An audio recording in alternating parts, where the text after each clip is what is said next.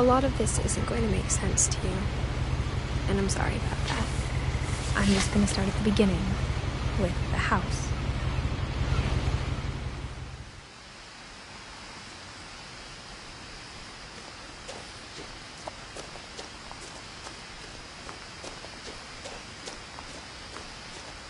I lived here until I was 11, but I wasn't allowed inside half the rooms.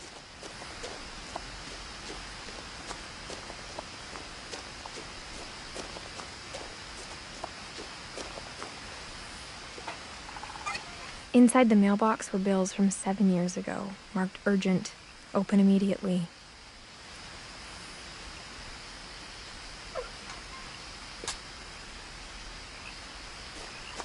I hadn't been back since my brother Lewis's funeral.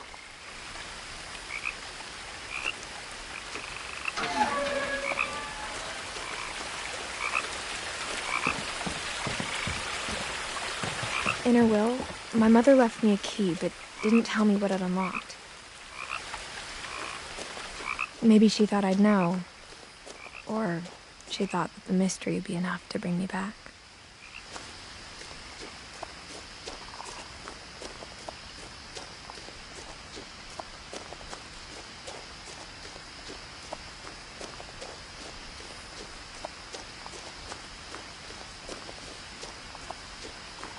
No one had driven this way in a long time, but I saw a few hoof prints.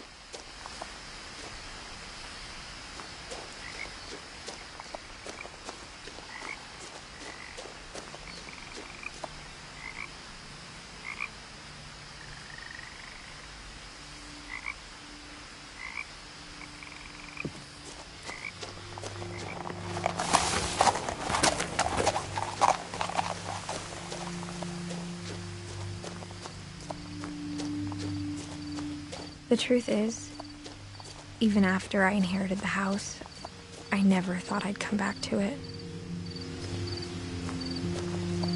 But now I had questions about my family that only the house knew the answers to.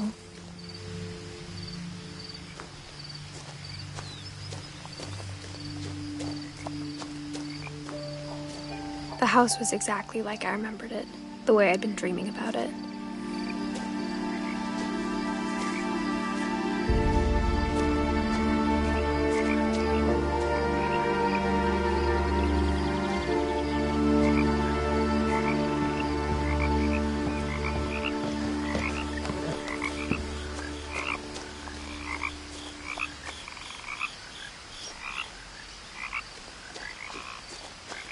As a child, the house made me uncomfortable in a way I couldn't put into words.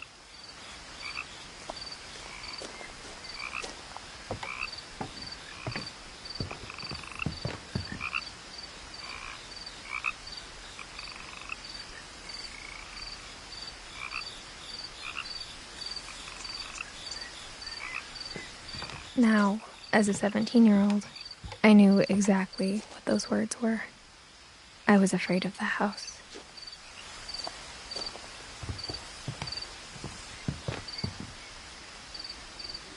I hoped the key might unlock the front door. It didn't. Looking in, I felt like the house itself had been waiting for me.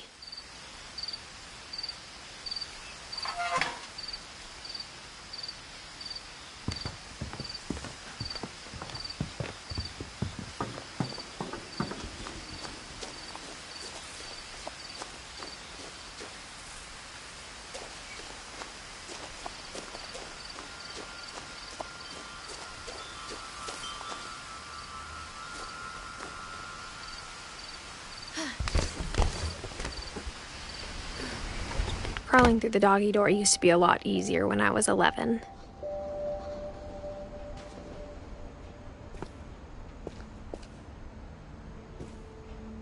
The power had been turned off the night we left.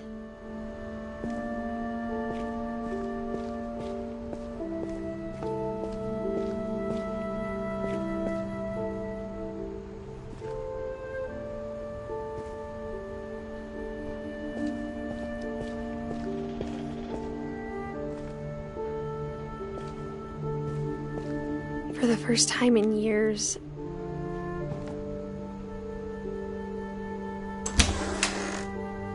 felt like I was home.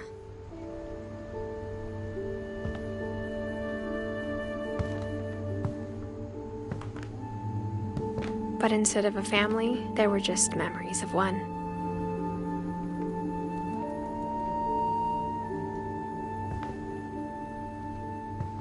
Like how after Louis started working at the cannery, we all got sick of eating salmon. Except our cat, Molly.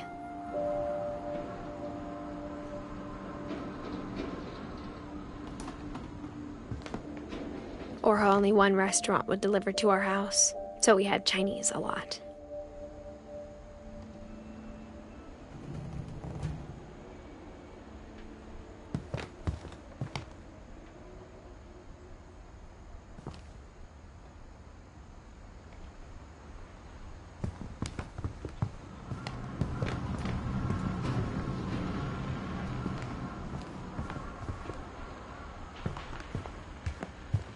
The table was still a wreck from the night we left.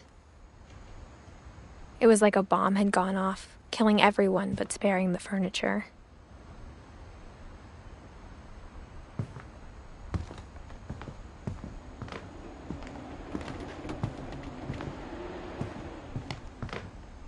My mom was the only one of us who could imagine Great-Grandma Edie living in a nursing home.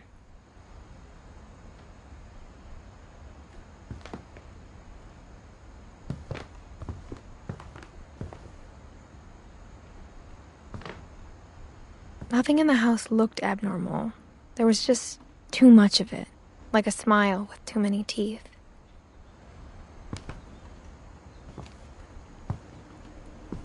Even the fireplace had a story.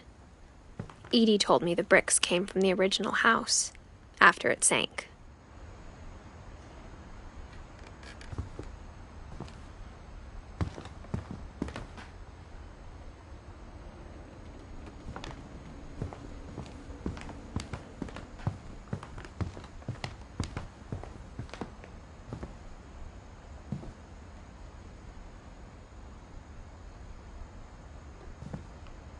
Mom always told me to stay out of the basement, so I wasn't too surprised when the key didn't fit.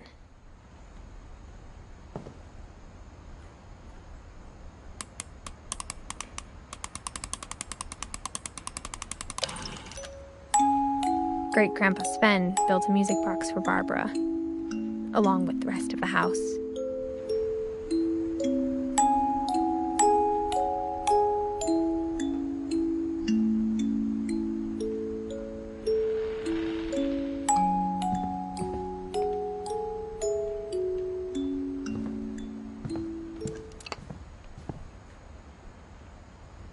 A lot of things got left behind in the whirlwind of that last night.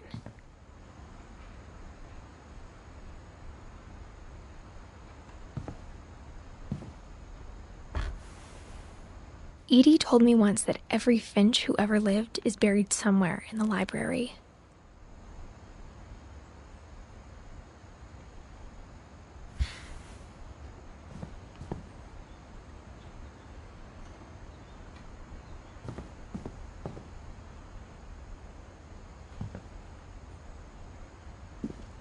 After Milton disappeared, Mom sealed up all the bedrooms.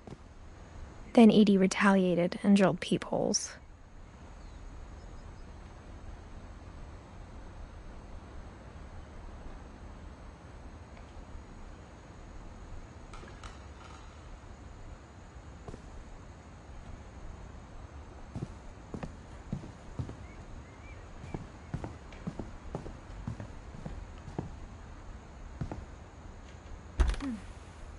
My Grandpa Sam spent 7 years sharing a room with his dead brother, Calvin.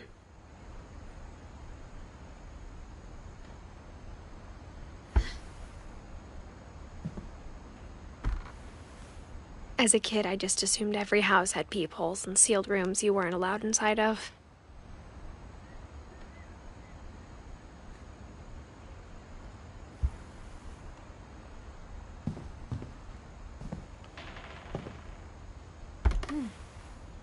The last time I was in Edith Sr.'s room, I was 10 and she was painting my portrait.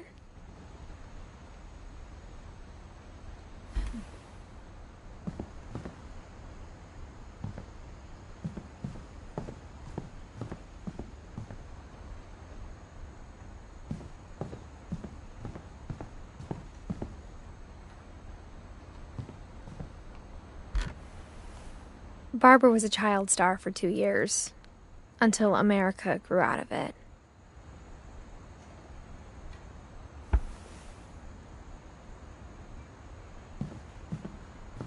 Whenever people ask me about my family, the first thing they always want to know about is Barbara.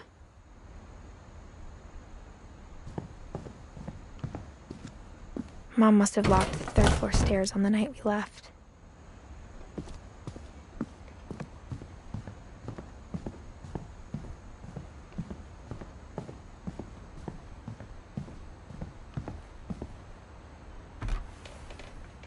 Molly always seemed like a girl I could imagine being friends with, if she hadn't died in 1947.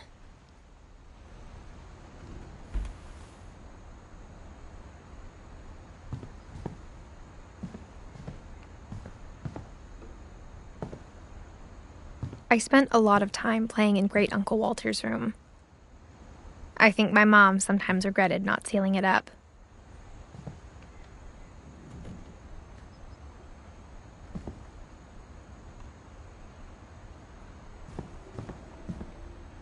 Lewis told me there were secret passages, but I never believed him.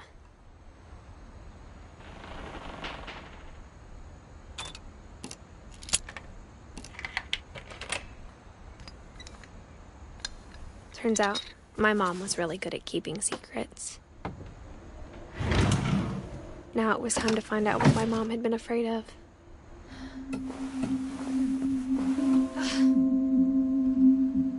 From the paintings on the wall, it was clear my brother Milton had been here before me. Reading this, maybe it sounds like I had a plan.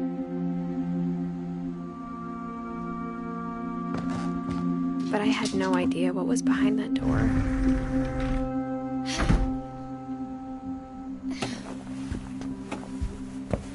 Just like I had no idea where all this was gonna lead.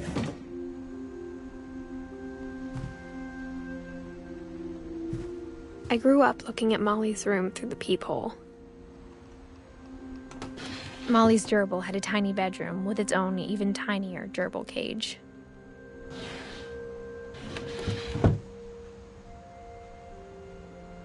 Being inside for the first time, I felt like I'd stepped behind a painting.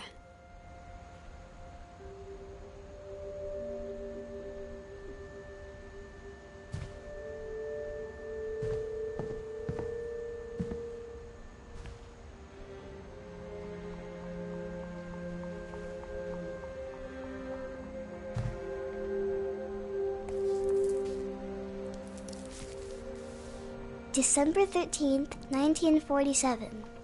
Dear Diary, I'll be gone soon, but I wanted to tell somebody about what's gonna happen. It started when Mom sent me to bed without dinner. I woke up and I was starving, so I looked around for something to eat.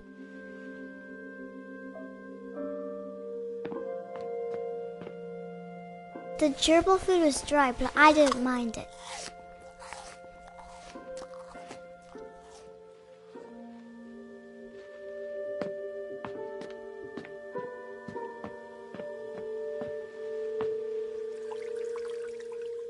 I thought about eating Christopher, but I held back.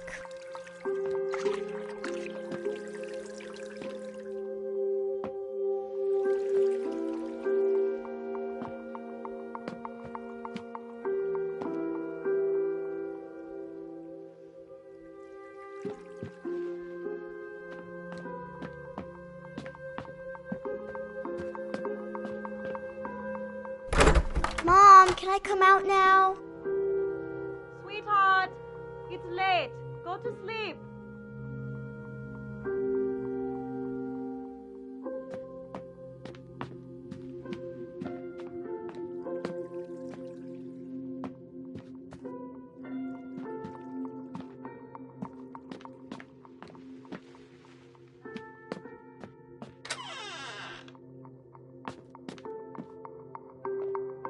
I kept eating and eating.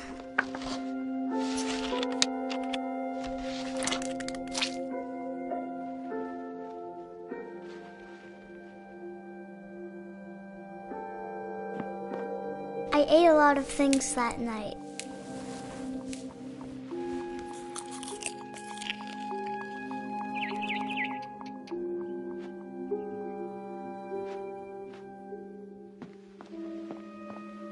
Then I heard chirping outside my window. It was a barn swallow going back to her nest. I reached out for her.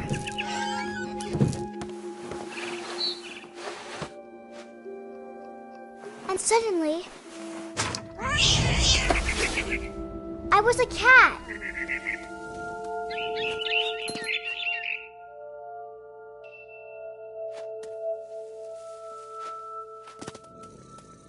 I tried to be quiet, but the bird was really scared.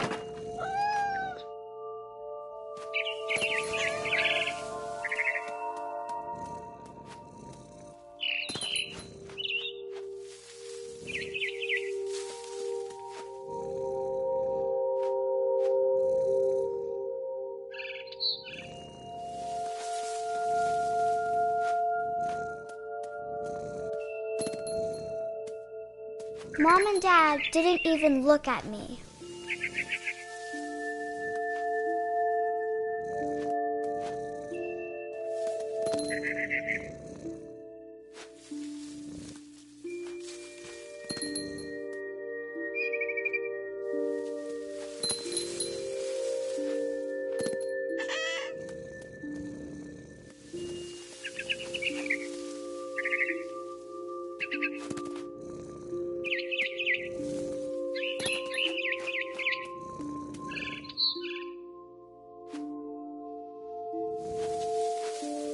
I jumped and I almost got her.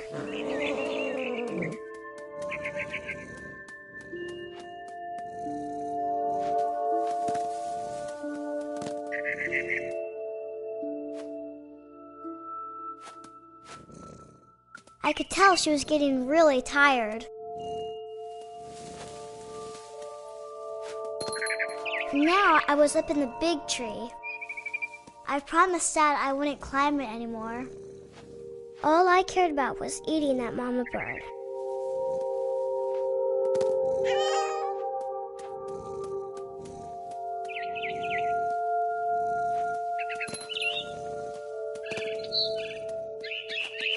I gobbled her up. And suddenly, I was an owl. First, all I heard was the wind. Then I heard little teeth nibbling in the grass.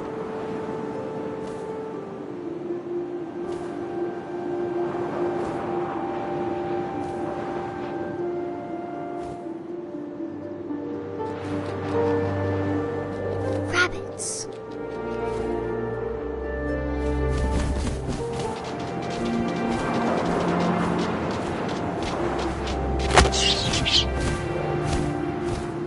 I imagined his face looking up and seeing mine through my talons. I swallowed him up, and I didn't chew one bit. Then I flew off to find something bigger.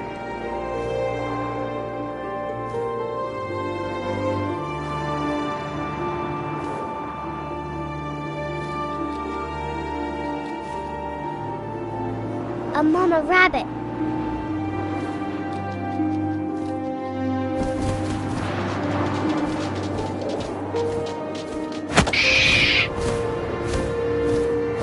She was almost too big to carry.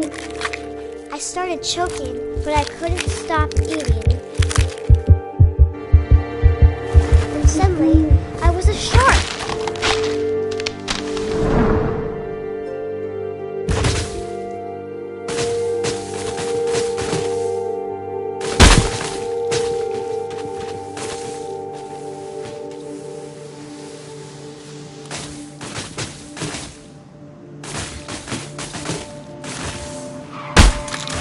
I rolled off a cliff and into the ocean. Now, I was hungrier than ever.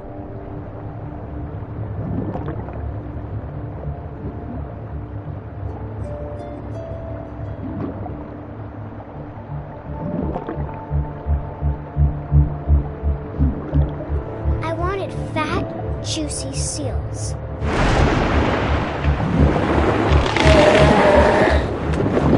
Off her flipper, and it tasted really good.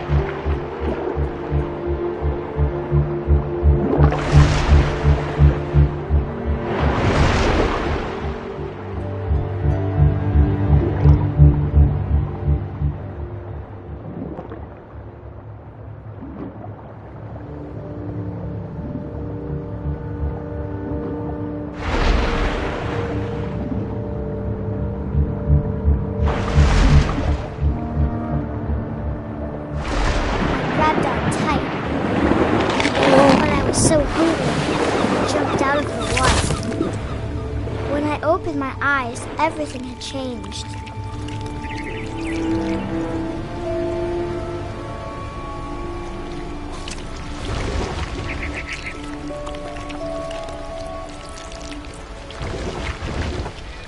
Now I was a monster, and I smelled people everywhere.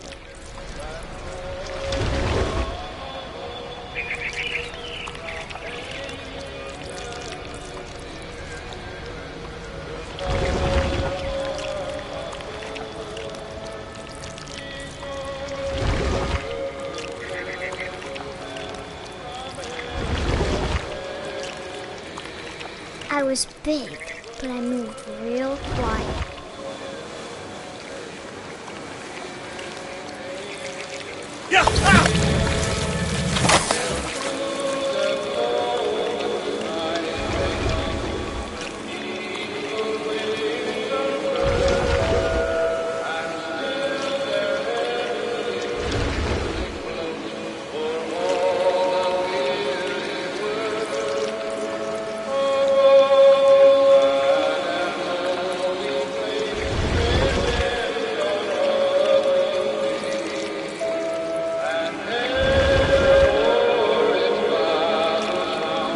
I wanted to stop, but also I didn't. Drunken sailor, what shall we do with a drunken sailor? We use belly with a rusty razor, shave his belly with a rusty razor, shave his belly with a rusty razor. What shall we do with a drunken sailor? What shall we do with a drunken sailor? What shall we do with a drunken sailor?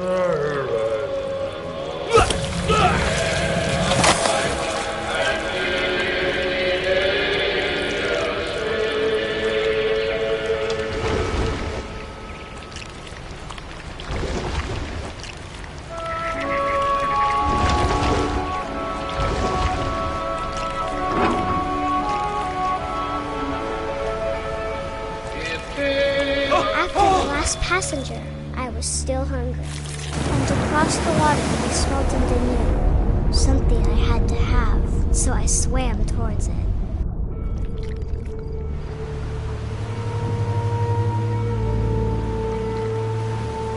I slithered onto the sand, and the good smell went into an old pipe.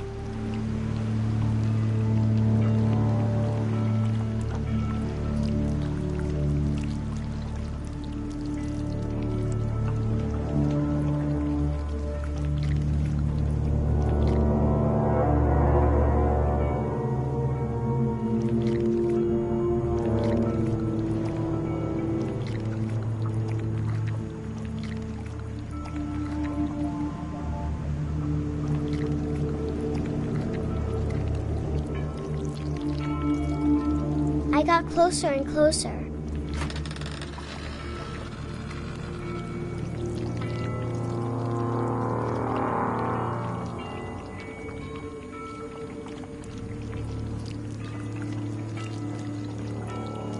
All of my stomach started growling. And suddenly, I was me again. I held my breath for a long time, but I couldn't hear anything. I think it's waiting for me to fall asleep. But it's not going to wait much longer. It needs to feed, and we both know I will be delicious.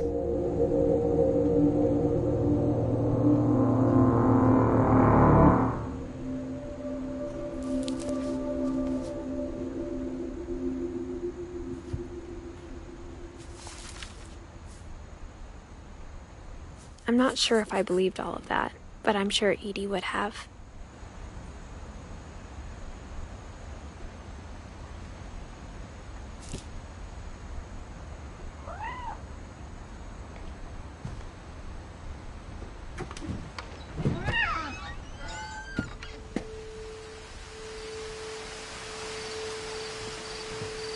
This will be obvious later, but my mom never told me any of these stories. Edie would have, but Mom didn't like bringing up the past. Though, when we adopted a stray kitten, She was the one who named it Molly.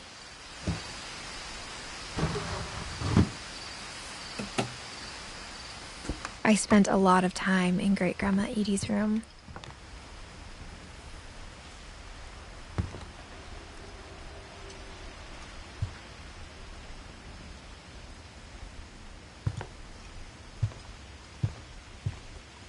We got along, and it was a good place to hide from my mom. When Edie told people Sven was killed by a dragon, she could also have said he was building a dragon-shaped slide that collapsed. She could have, but she didn't.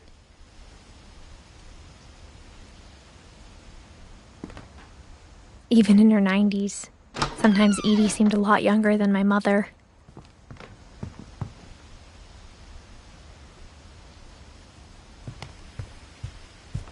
Her room was like a museum. For 500 years, the Finches have been famous throughout Norway for their fortune. And misfortune. Odin Finch buries the latest victims of the family curse, his wife Ingeborg and their newborn son, Johan. On January 7th, 1937, he set sail with his family and his house, hoping to leave the curse behind. But 40-foot waves off the coast of Washington send the house and Odin to the bottom of the sea. Odin's daughter Edie, with husband Sven and baby Molly, step ashore on their new home, Orcas Island. Odin Finch is the first to be buried in the new family cemetery. His daughter Edie is already dreaming of a new Finch house.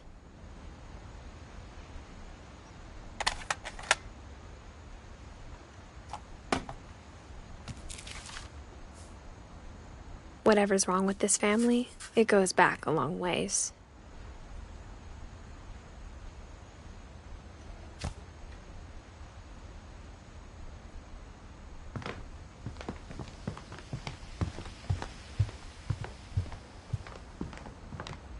The only trace Grandpa Sam's first wife, Kay, left on the house was the pink bathroom. It was a pretty big trace.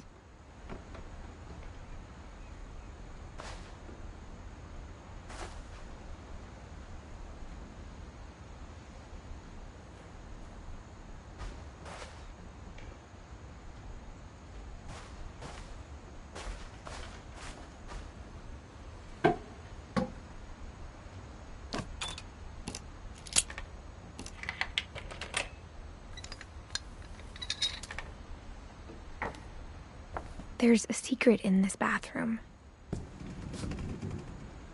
It's in the last place you would look.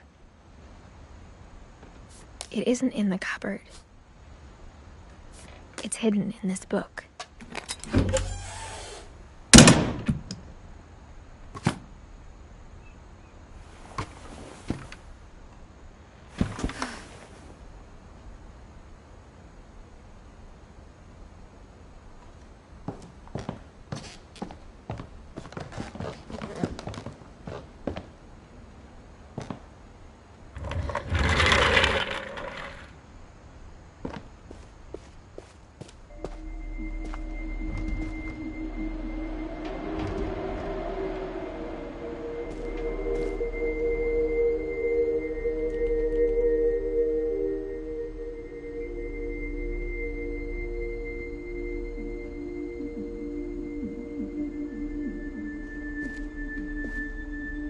I knew Grandpa Sam had a twin.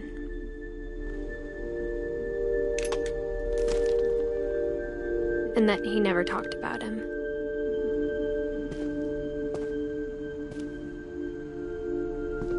I guess my grandpa didn't like history any more than my mom did.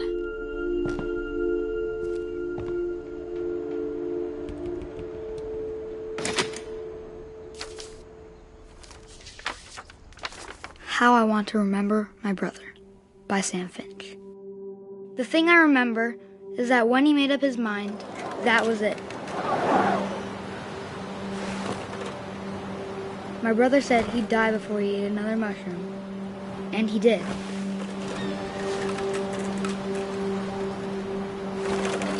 At Barbara's funeral, we swore we'd never be afraid again. and he wasn't. I think Calvin always wanted to fly.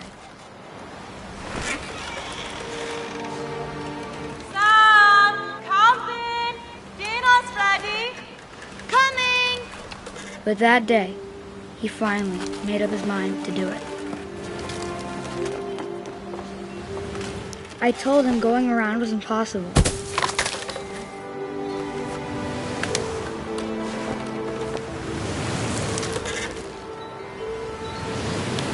Maybe if I hadn't said that.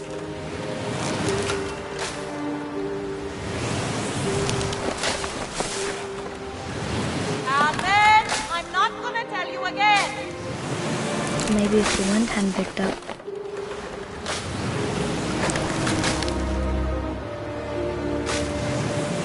Then maybe he'd still be here. But I doubt it.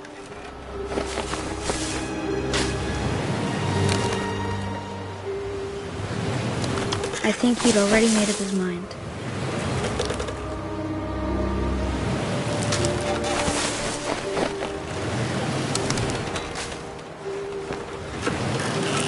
That's what I want to remember about my brother.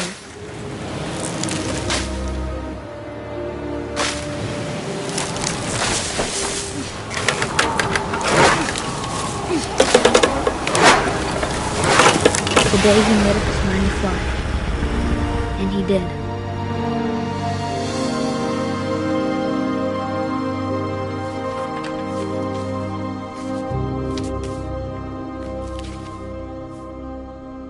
Calvin's story felt strangely familiar.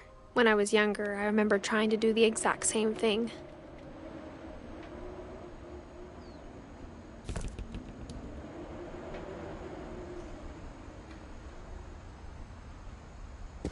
After the funeral, Edie roped off Calvin's half of the room.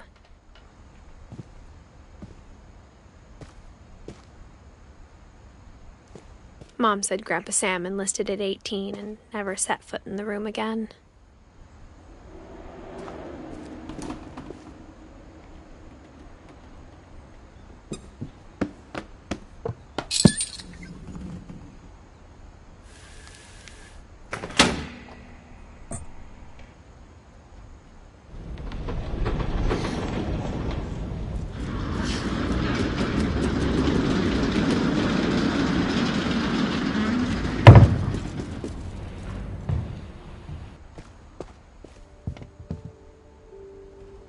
The passages were a pretty tight fit.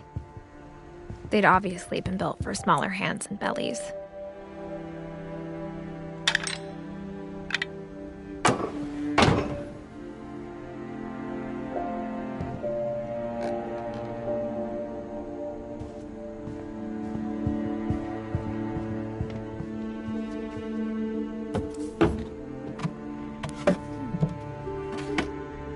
Growing up, I always thought of Barbara as a child star.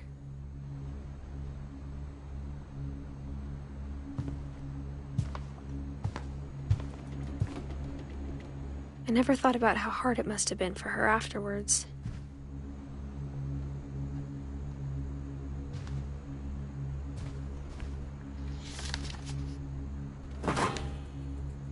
Of all the stories people wrote about Barbara's death, I'm surprised Edie saved this one.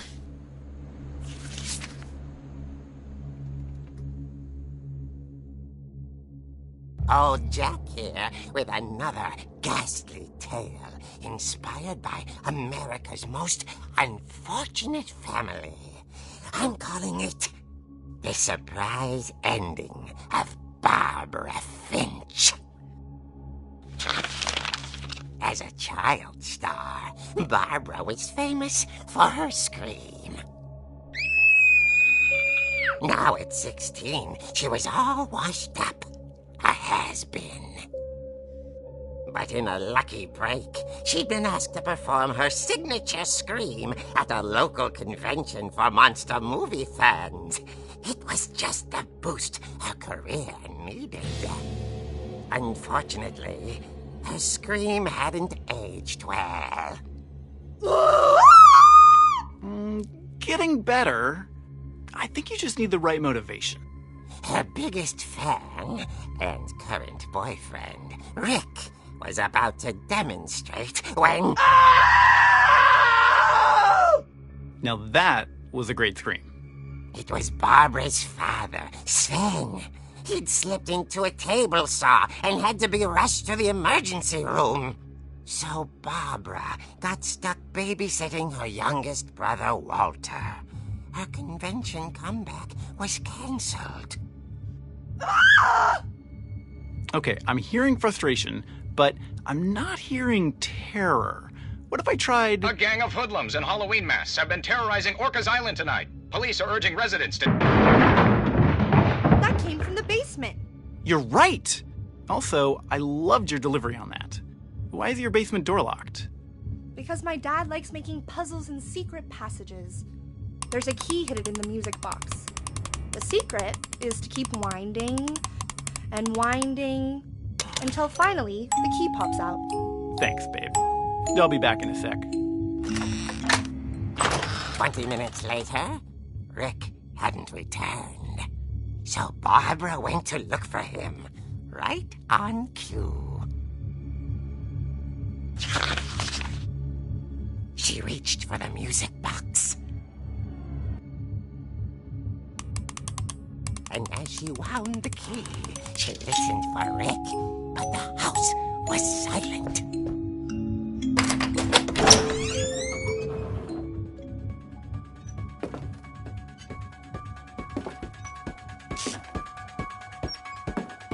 She found Rick's crutch and imagined the worst.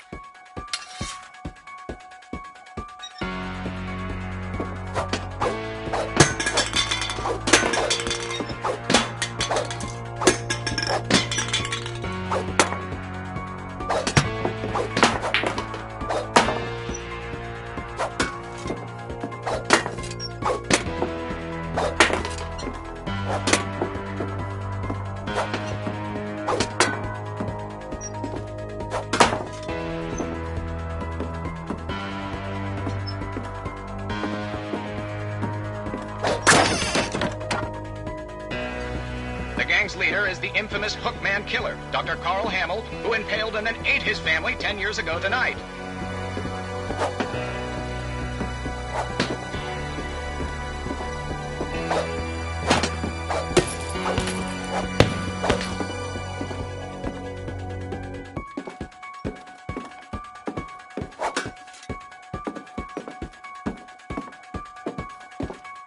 The old fridge rattled and grew still.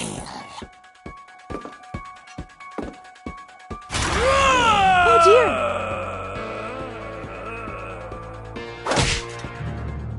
Oh! Rick? Barb, relax. I was just trying to scare you to help you find your scream. Well, I'm not scared, Rick. I'm furious. Then act furious. All I'm getting from you now is that you're hurt and confused and you're... She threw him out, but she kept a little something to remember him by. Barb, have you seen my other crutch? And she was still holding it when she fell asleep watching the late picture show. Hours later... Barbara! Walter, what's going on up there? Ah! Okay, I'm coming up, but if this is a trick, you're dead, Walter.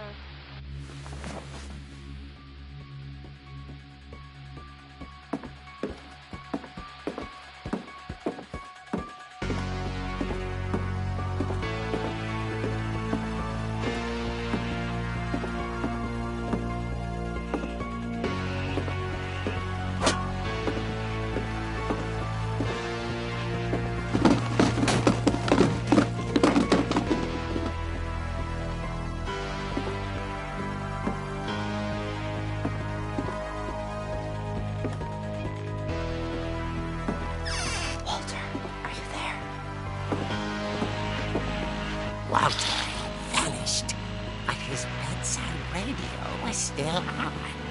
Orcas Island police describe the man as 6 feet tall, with a steel hook for a hand. Residents are urged to lock all doors and windows and notify the police of any suspicious activity. Barbara turned, saw the hookman, and was speechless. He was quite smashing.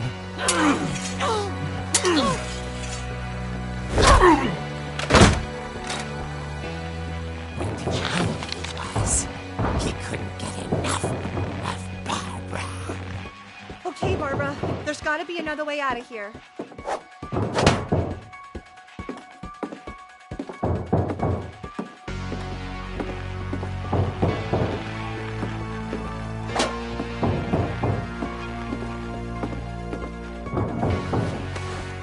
That night, she played her part beautifully.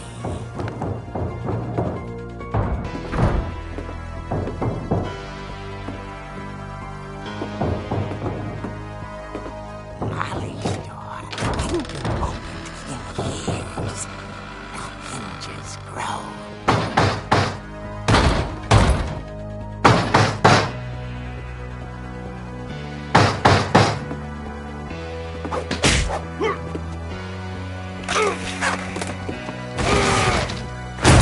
He wasn't moving, but she sensed the story might not be over yet.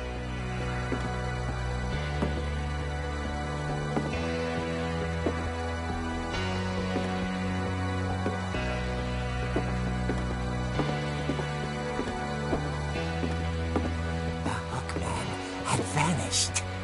She listened for his breathing, but all she heard was...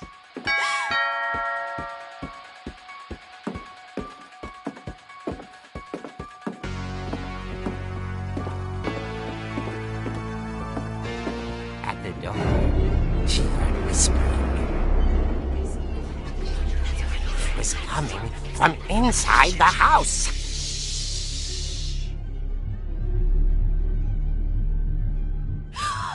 Oh dear. The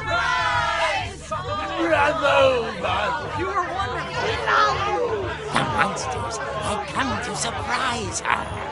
For Barbara, it was a dream come true. Then she saw what kind of monsters they were, and she realized what was about to happen. She was going to be famous. And with her final breath, Barbara Finch gave the performance of her life.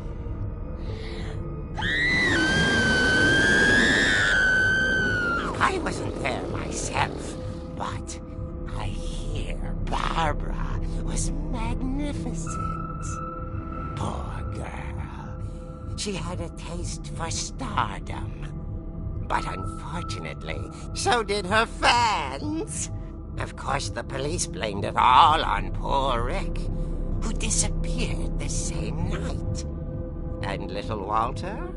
Hiding under his bed the whole time.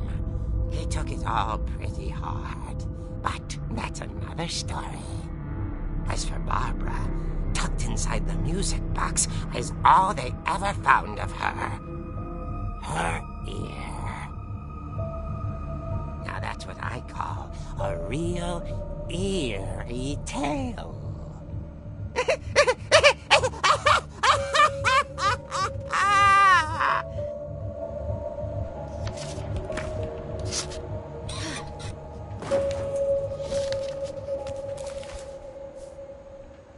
Edie told me all Barbara wanted was to be remembered, as absurd as that comic was.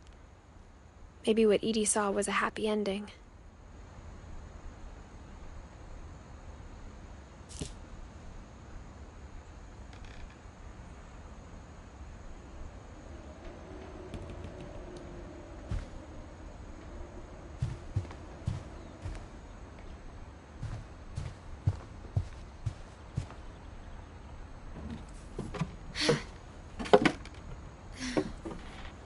I guess now I know why Mom didn't like me playing with the music box.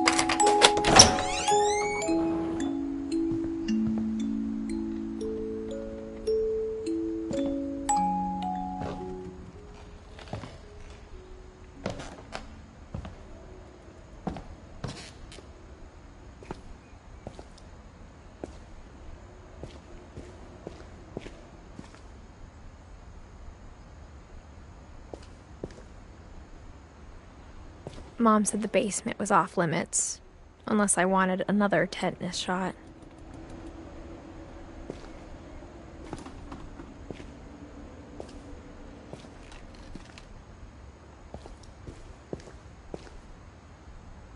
I saw Edie sneak down to the basement once, carrying packages.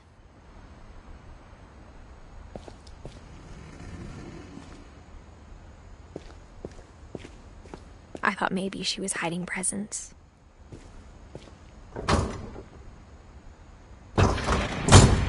It turned out she was hiding a lot more than that.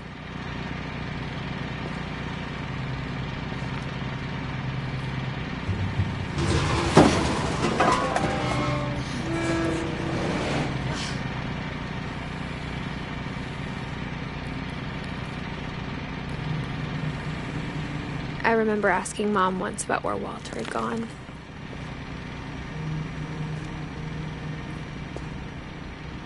She said after Barbara died, he got as far away as he could.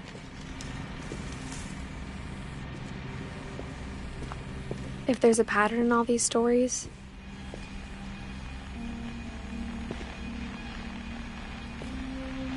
I think it's that none of us has gotten very far.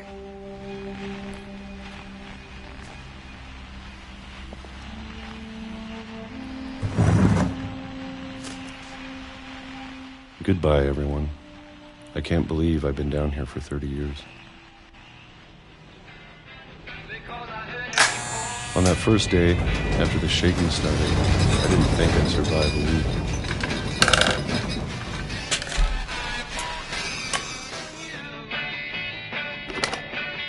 But after a few days, I settled into a routine. That's what kept me sane. Having a schedule, living for today. I always expected to be dead tomorrow. But if you wait long enough, you get used to anything.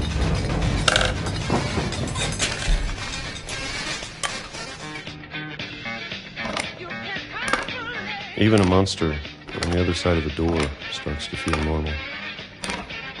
Almost friendly.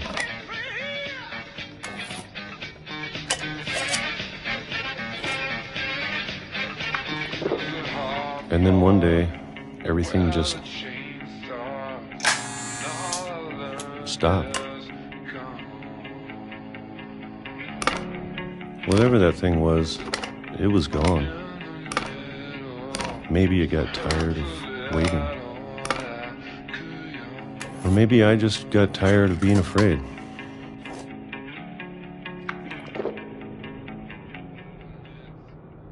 It's been a week now. The longest in 30 years. I'm done waiting. I have to leave while I still can.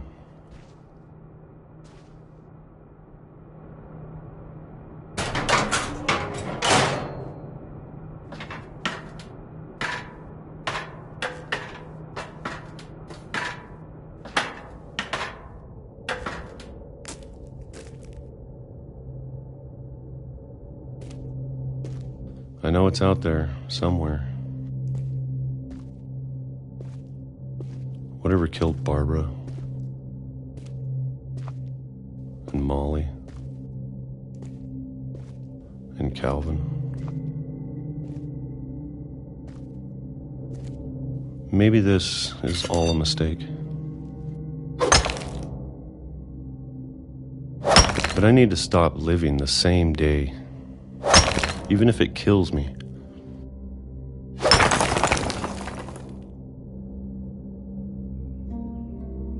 Whatever's out there, I want you to know I'm ready for it. I'm going to appreciate all of it, especially the food. I don't mind if I only have a year left, or a month, or a single week. I'd be happy with one new day. I can already imagine the sun on my face.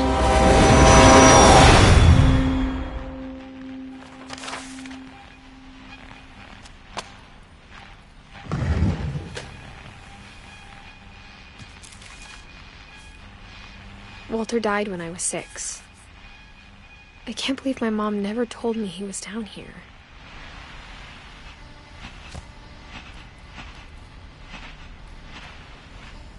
I'm sure my mom was trying to protect me.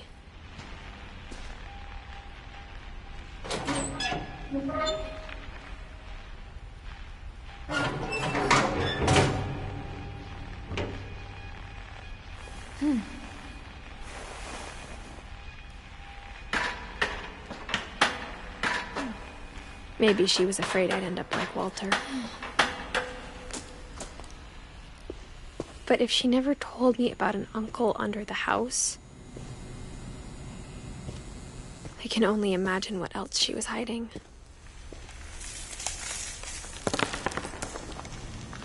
I don't want to make the same mistakes she made.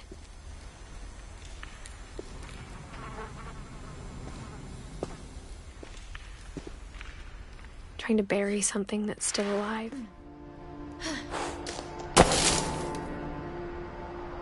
Now that there's only one of us left, or maybe 2, I thought it was time I heard the stories for myself and found out what happened to everyone else.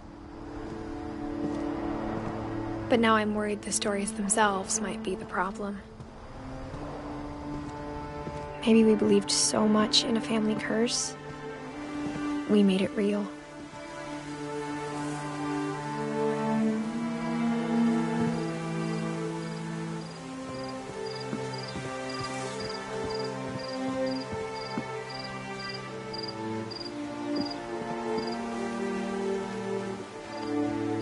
I don't know if I should even be writing this.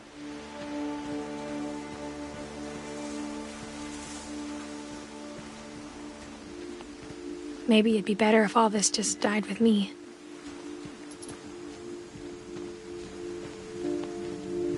But I thought you should know about your family.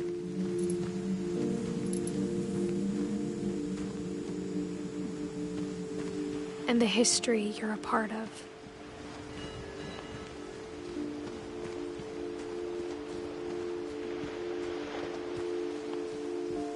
Though to be honest, I feel as lost as you probably do right now.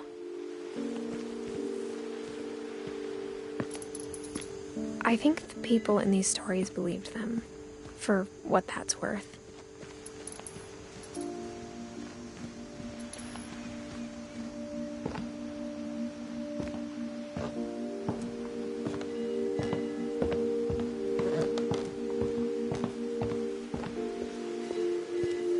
And when you look at the house, that history of imagination and stubbornness and madness, any of it seems possible.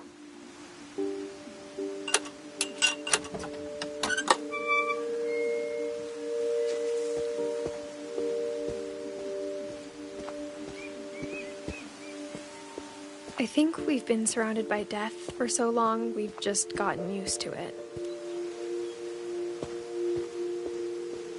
What kind of family finishes building a cemetery before starting the house?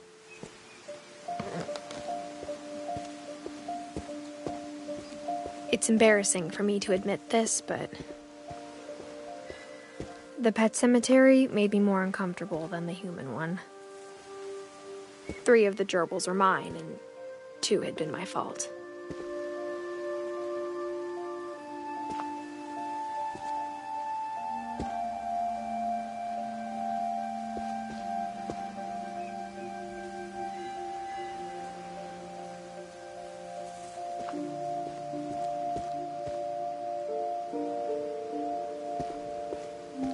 Sven built the house, but it was Edie who designed the cemetery.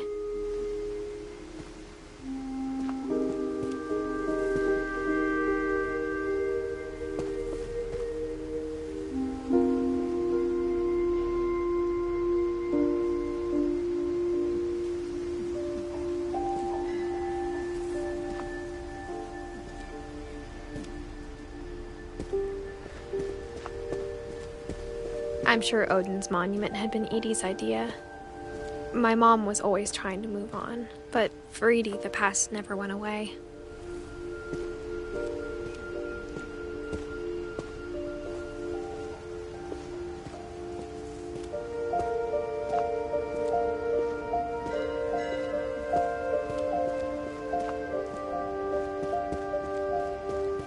She could see it poking out of the water at low tide.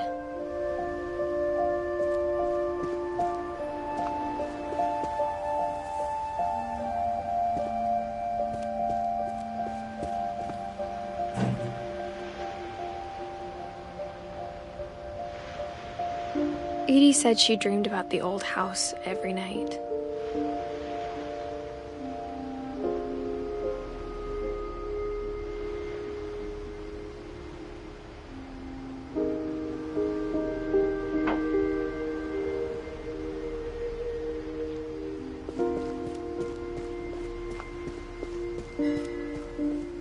Edie's side was always easier for me to understand. But the older I get, the more I can see where my mom was coming from.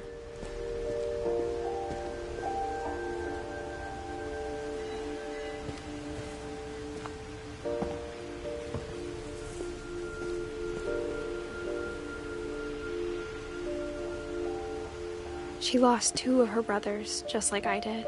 I get why she tried so hard to protect us.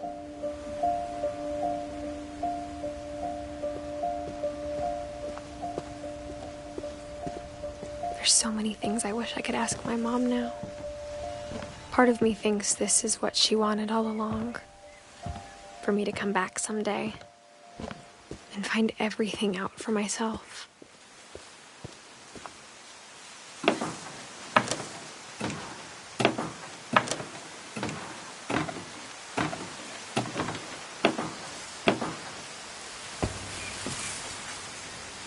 But looking back on it now,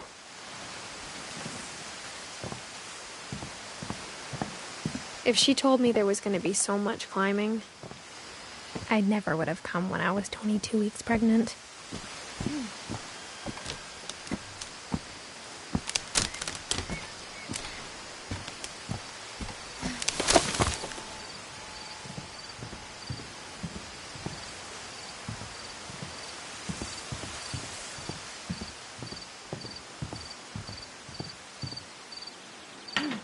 I never met Grandpa Sam, but I think he and my mom had a lot in common. They were both pretty intense.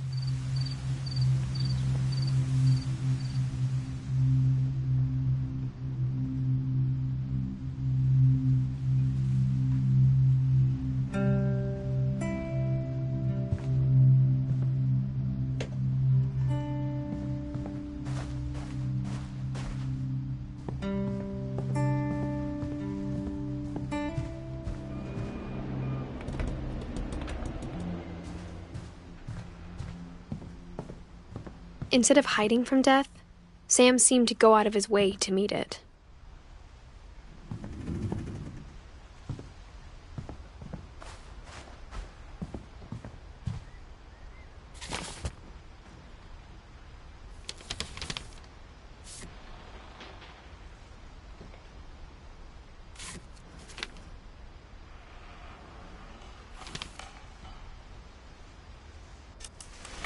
Dawn, I promise, you'll never forget this weekend. Yes, sir. These memories are gonna last a lifetime. Hmm? Perfect. Am I gonna have to shoot anything? It's gonna rain the whole weekend, isn't it?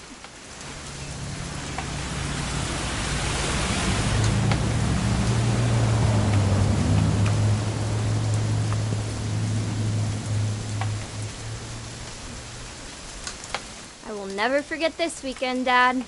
That's the spirit. Okay, got it. I'm gonna take some pictures, okay? Just be careful. That camera's older than you are.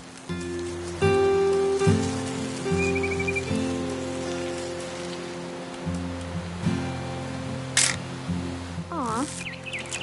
You're right, Dad. It's starting to clear up. Still freezing, though.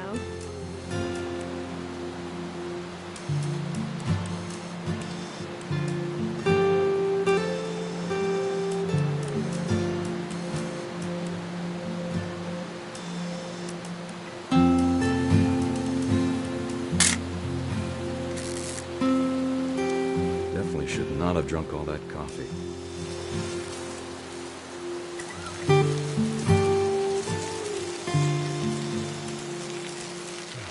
Nothing quite like being outside.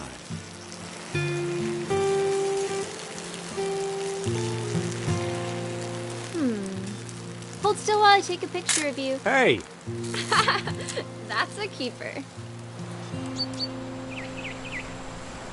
I'm just saying, I'm not always gonna be here, Don. You'll need to remember this stuff, if you want to survive. I'll be fine, Dad. You know who else thought he was gonna be fine? Some guy who died. Don, I'm being serious. I know, Dad. You're always serious. Doesn't being out here make you want to chill out? Well, to tell you the truth, I haven't been out here in 20 years.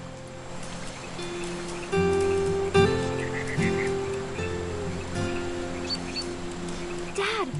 Good eyes, Don. Before you take the shot, let me get a picture of you.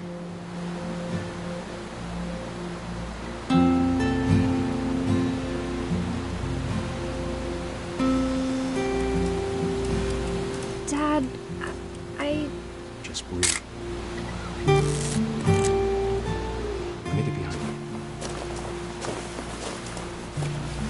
Do I have to do this? Don, you don't have to do anything. But if you want to survive, you'll need to be strong. Great shot, Don!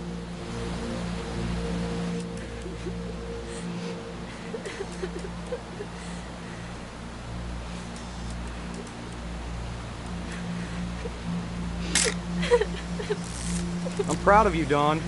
Always remember that, okay?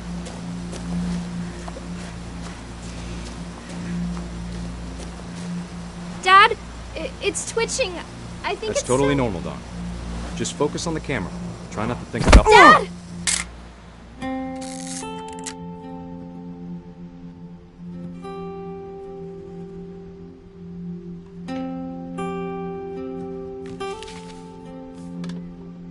Of all these stories, that's the one I wish most that my mom had told me.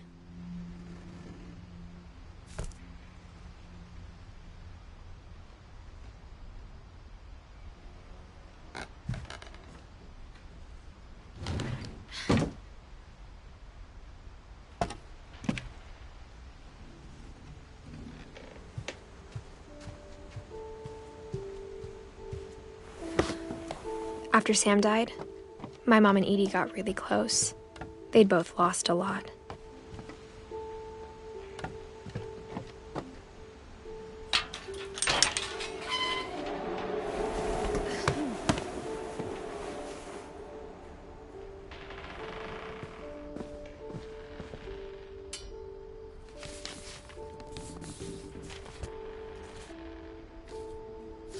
Dear Kay, do you remember the way Gregory used to laugh when he thought he was alone? Like something funny was happening, but only he could see it.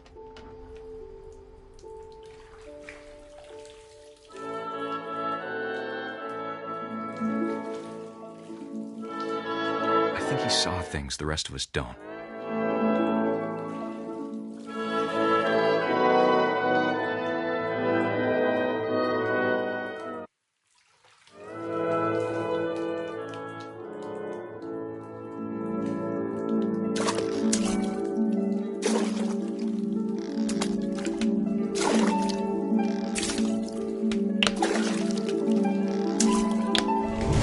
Over, Gregory. It's time to...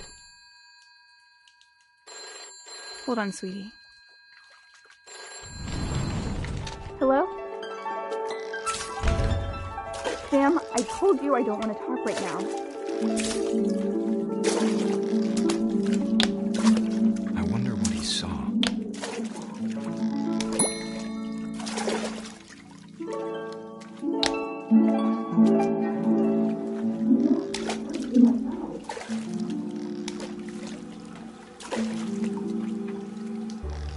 What his world was like. Reminded me so much of Calvin.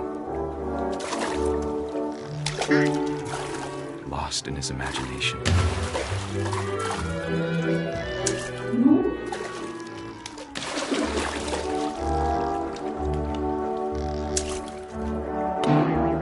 I know how silly it sounds.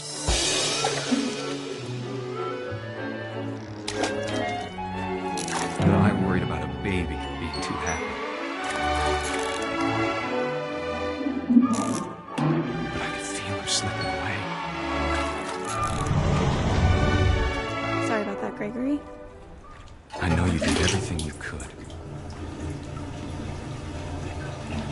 maybe if I hadn't called that night.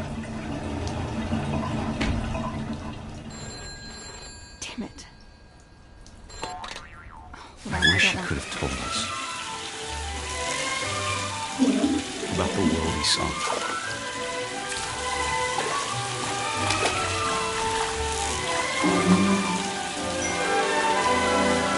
There's so much I don't understand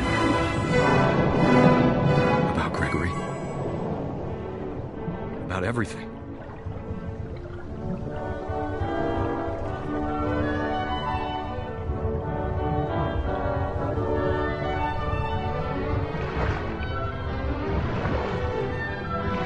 But I know what happened wasn't your fault.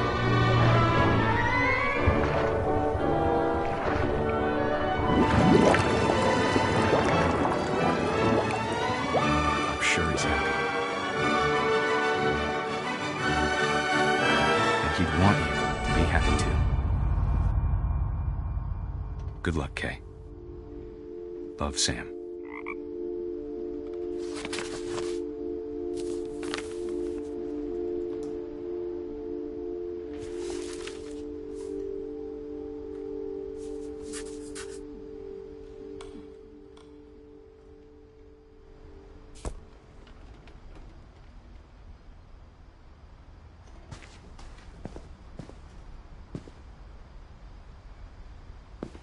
I can't imagine my mom ever writing poetry, and yet... A poem for Gus, who always said the wedding was a bad idea. Our father never hit us kids, at least not very hard, before the day my brother said with teenage disregard that he'd be dead before he'd see a wedding in our yard.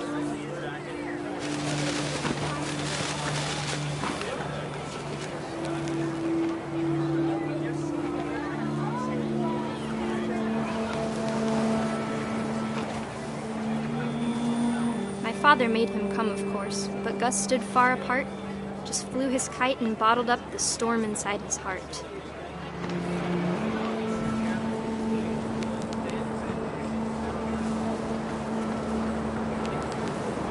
I tried to talk him out of it, but though he'd never met her, "We don't need a stepmom," were the words that I now pronounce you husband and wife. You may kiss the bride.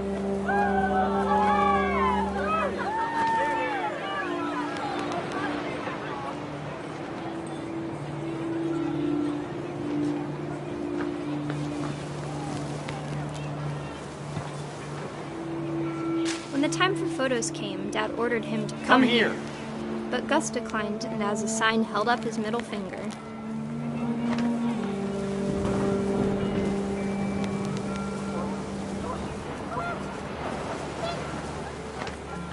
The wind picked up, and panicked geese appeared and quickly went. But all the humans did that day was go inside the tent.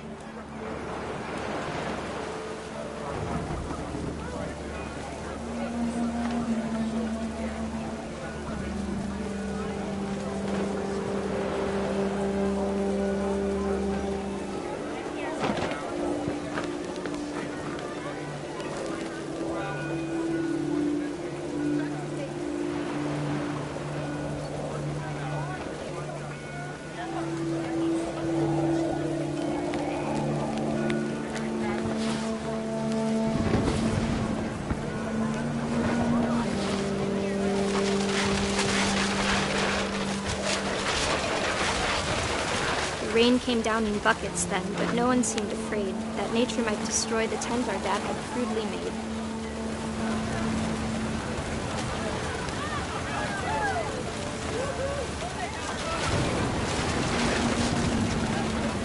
The thunder sounded much too close and full of angry power, but all my father said to this was, "Make the music louder."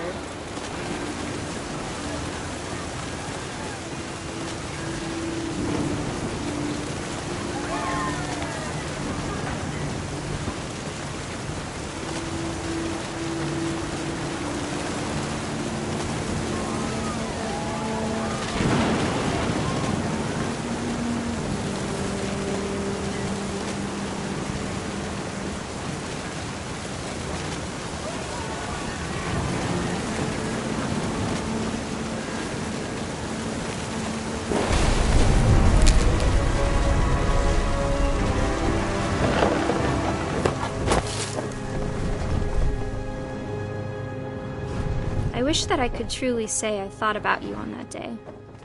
Out there on the beach alone, just you, the wind, the sea, and foam.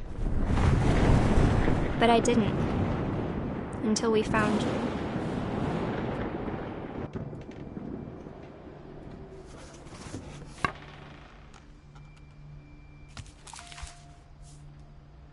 She never talked about him, but Mom told me once if I was a boy, they were going to name me Gus.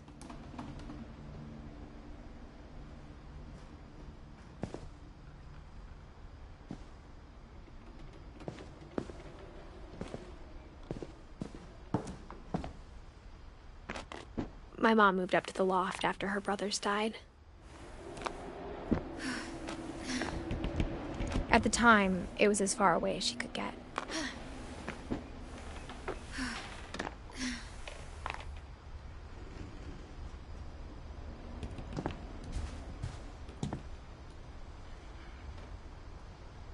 She spent a summer building houses in Calcutta, where she met my dad, Sanjay. My mom moved to India a week after graduation and got a job teaching English. Religion was another thing my mom never talked about, but I think it helped her a lot after her dad died.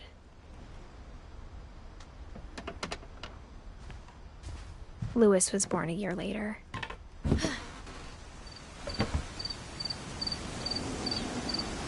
When my dad died, I don't think Mom knew where else to go. I'm sure Edie was happy to have her back. And to see kids in the house again.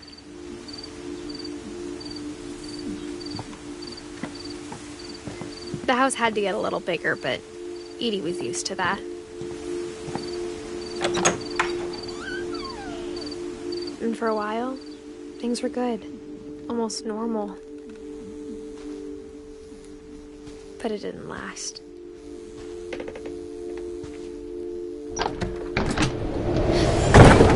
The beginning of the end was Milton's 10th birthday, when Edie gave him a castle.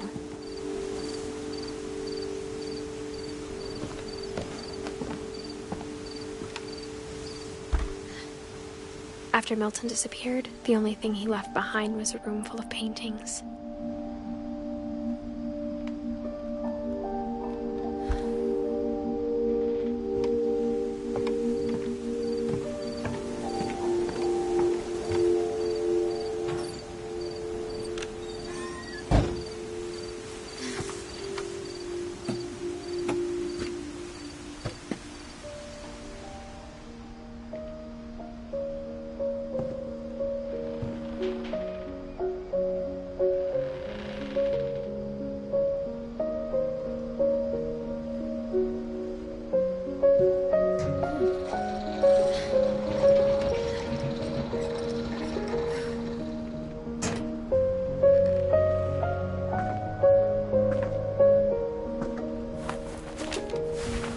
Milton Finch in The Magic Paintbrush.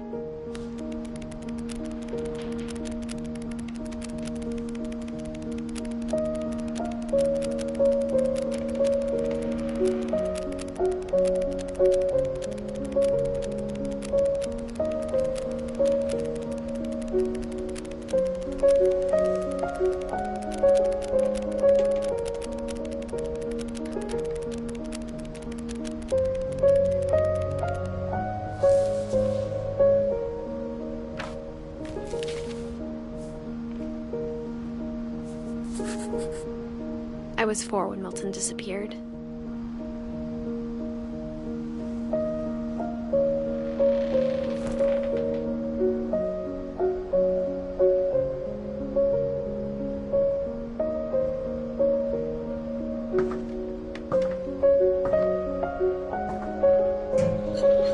Mom spent months searching for my brother. Then she sealed the doors.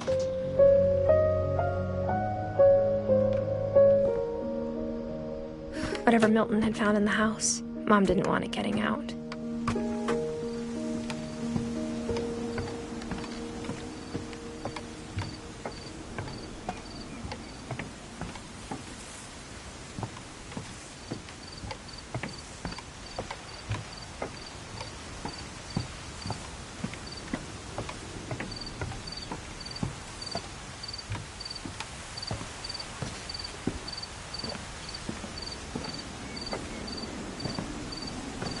Mom definitely blamed Edie, but I think Louis blamed himself. After he graduated, he just spent more and more time in his room, until Mom got him a job at the cannery. Everyone always told me to stay out of Louis's room, except Louis.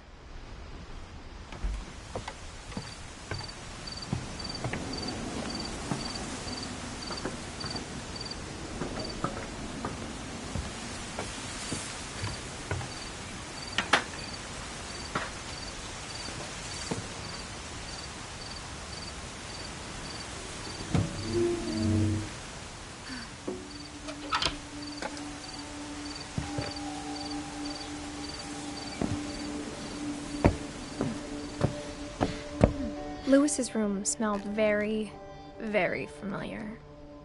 That part of him lived on.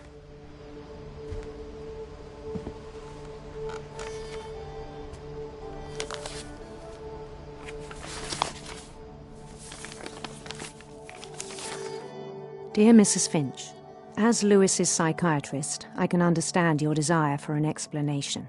As I see it, the trouble began in January, shortly after we convinced your son to seek treatment for substance abuse. Newly sober, I believe Louis first noticed the monotony of his daily life.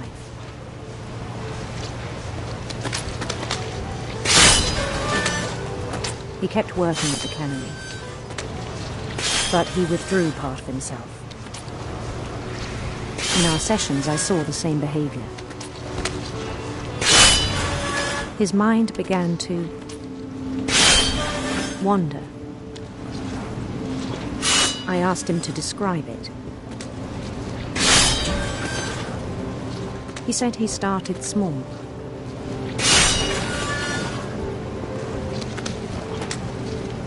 Imagining a labyrinth. He'd feel his way about. Then something moved. Bats. And toads.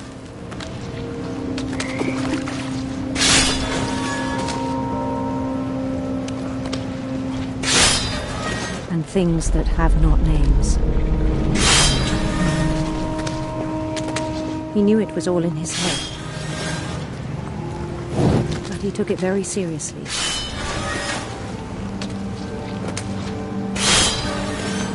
I had hoped he'd find himself.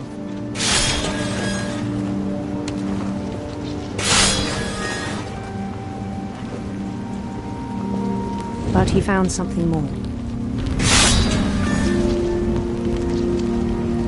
I worried about him then.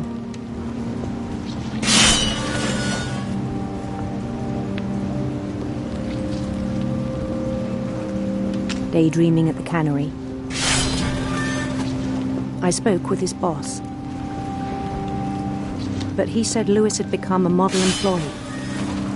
Methodical, tireless, focused. Like a whole new Louis. So I let him go on.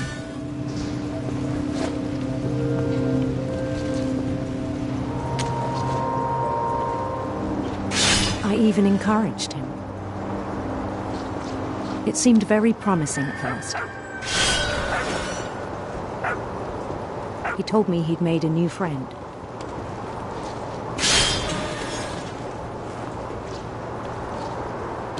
On the edge of a city he named Louis Topia. He built the city up slowly, brick by brick. Then he made musicians.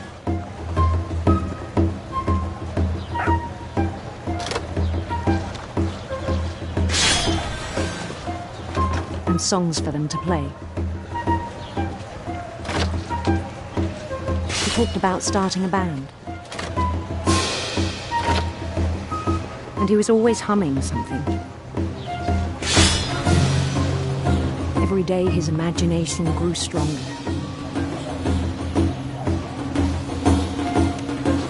He no longer spoke at the cannery. But his chopping was as reliable as ever. Then one day it struck him that But all the cheering crowds, even the stones under his feet, were all in his imagination, so he could do whatever he wished.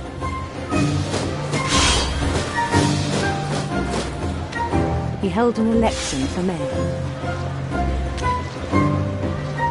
and he won.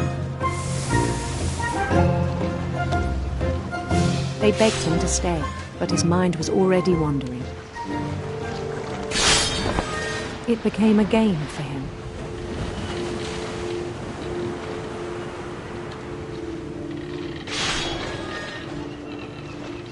He'd conquer a city, then immediately push on. New Louisville.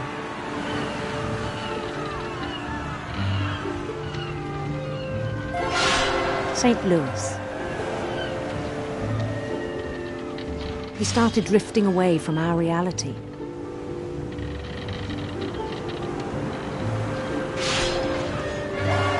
Minneapolis.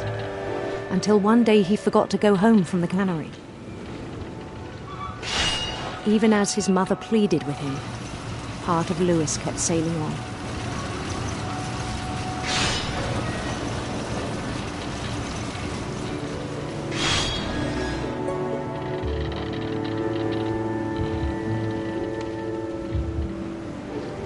In Louisburg, he heard rumors of a handsome queen.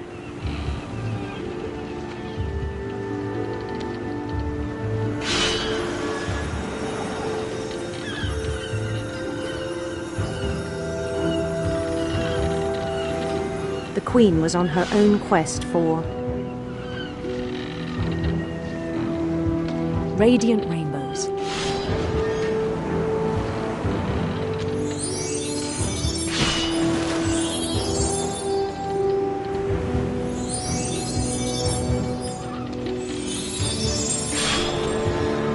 He followed the sound of her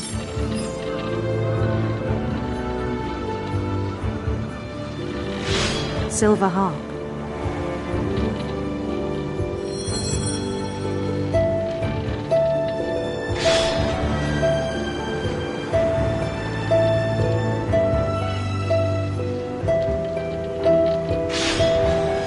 His chase led him to a golden palace east of the sun and west of the moon.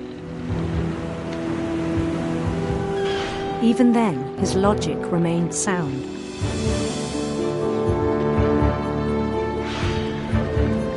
He knew the world was all in his imagination.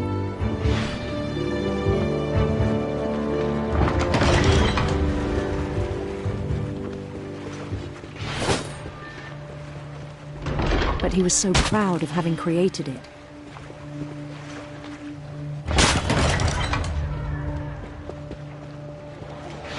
In his own eyes, he'd become something greater than a king.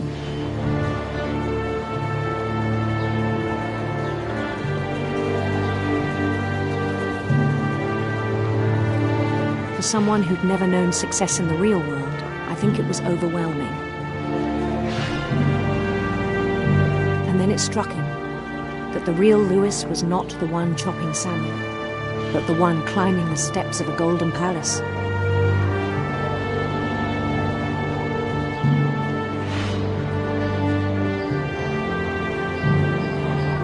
My imagination is as real as my body, he told me. It was hard to argue with him.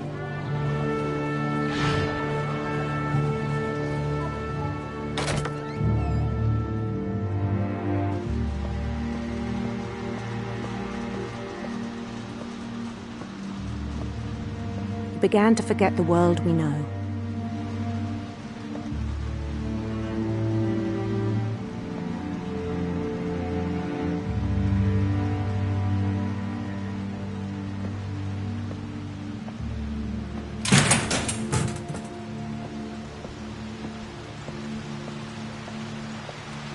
I think it pained him to remember Louis, the cannery worker.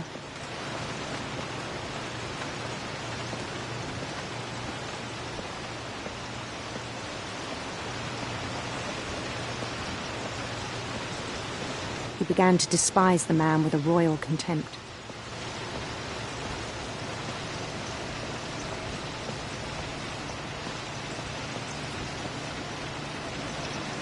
I still thought I could save him. Even after he said he was being crowned king over all the lands of wonder. The palace would be packed with his companions.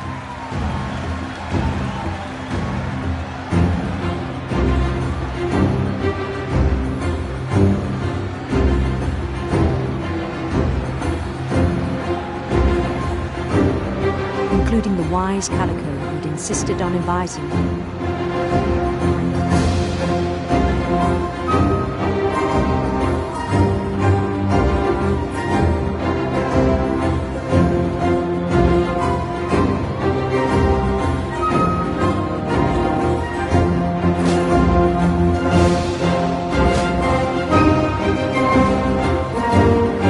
His queen waited, holding his crown.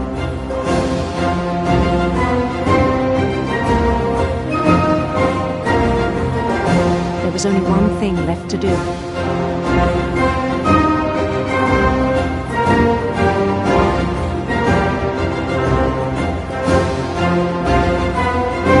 Bend down his head.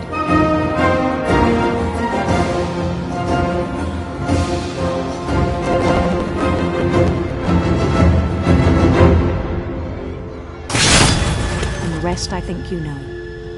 Mrs. Finch, your son was a kind man who will be missed by all of us who knew him.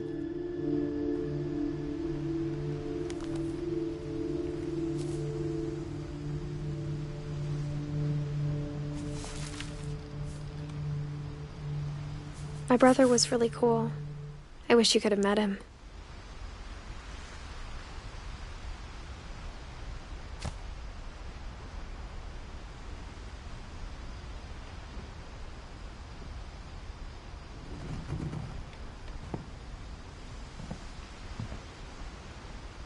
Louis and I spent a lot of time playing games together, but he was surprisingly bad at them. He died a lot.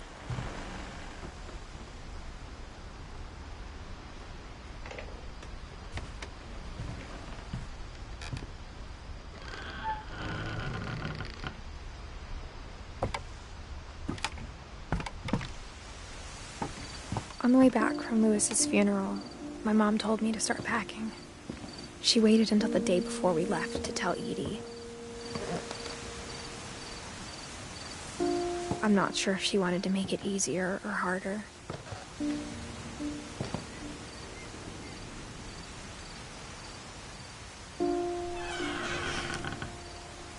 I wish we'd stayed.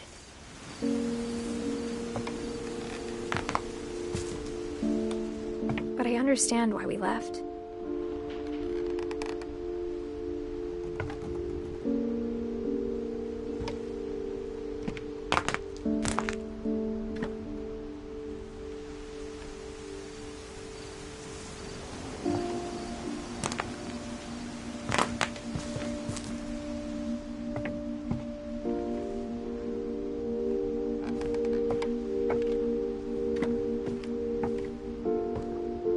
My mom ended up leaving everything behind.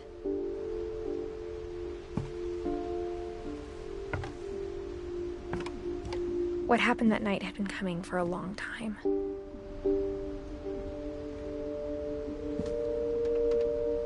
Maybe it should have come sooner.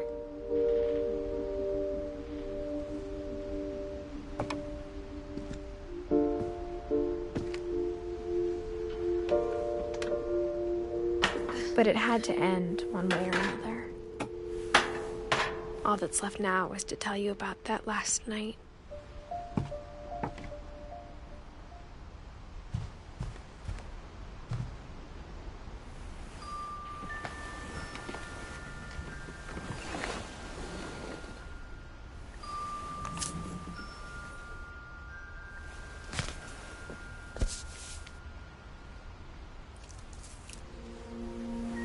That whole last day, Edie just watched us pack and didn't say a word.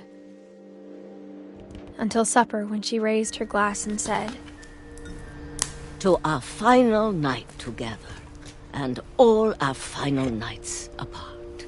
Grandma, you know what I said about alcohol. Some of your medications are very Edith, specific. I left a present for you in the hallway. Why don't you go open it? The grown-ups have to argue now. I'm sorry, you're right. We're all leaving tomorrow. Let's just enjoy our last... I'm not leaving. Edith, you're excused.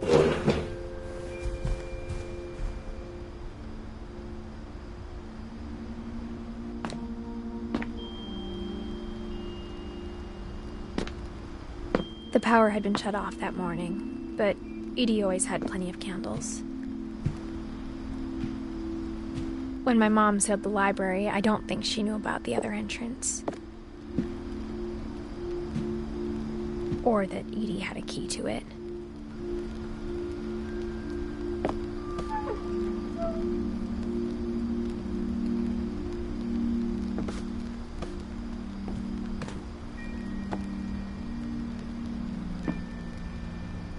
That thing you're afraid of isn't going to end when you leave the house.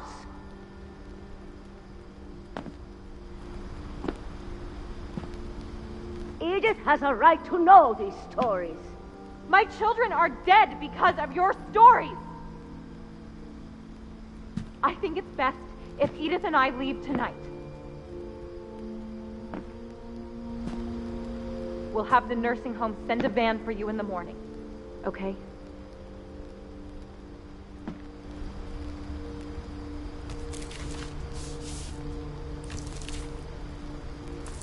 Dear Edith, there's so many stories I wish I could tell you, but there's only time for one.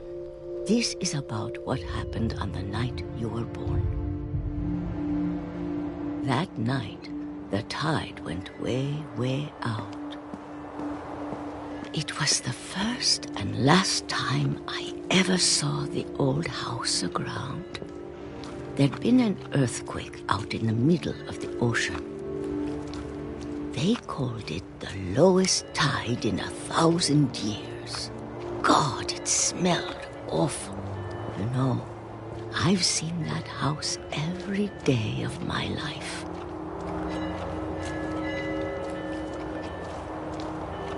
But I never thought I'd go back to it.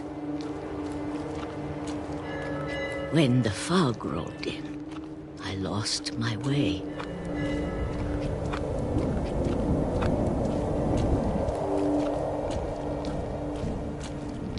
I got turned around.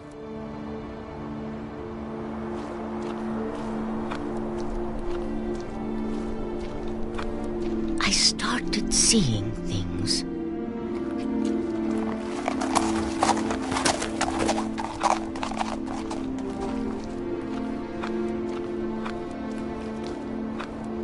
Things I'd forgotten had ever existed.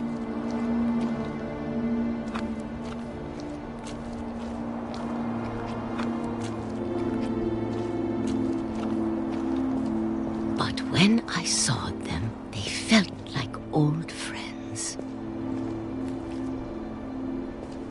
That night, a lot of things came back to me.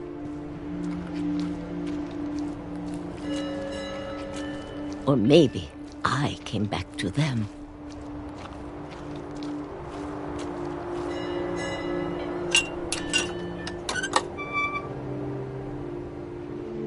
Things I can't explain, but that I need you to try and... Edith, what are you doing in here? It's mine. Edith! Mom, you're gonna rip it! Let go! I kicked and screamed, but Mom dragged me to the car.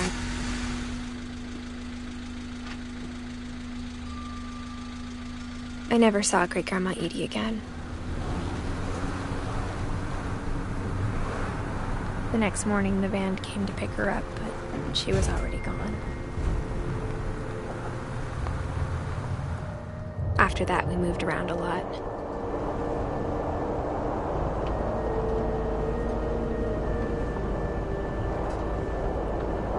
We both tried to make the best of it.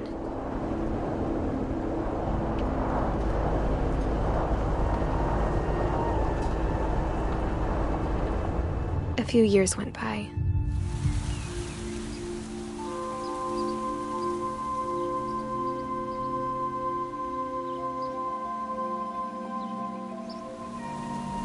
My mom didn't like to talk about it.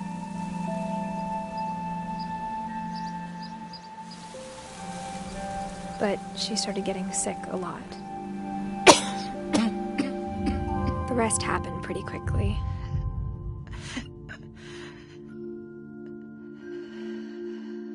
She got better for a while,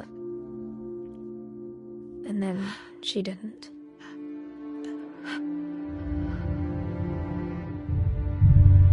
And then I was alone.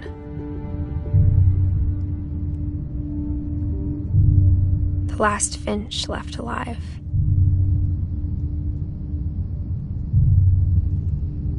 Until I found out about you. I'm still not sure what to tell you about all this.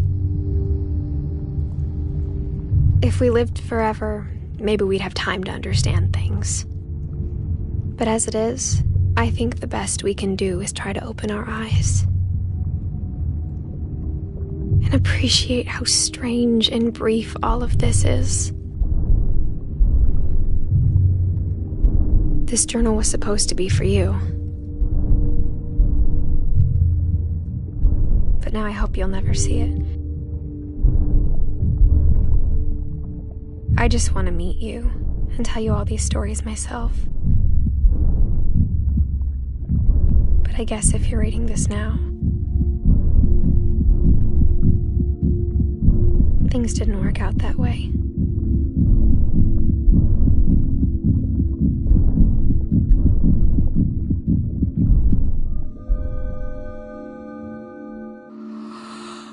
This is where your story begins. I'm sorry I won't be there to see it. It's a lot to ask, but I don't want you to be sad that I'm gone. I want you to be amazed that any of us ever had a chance to be here at all. Good luck.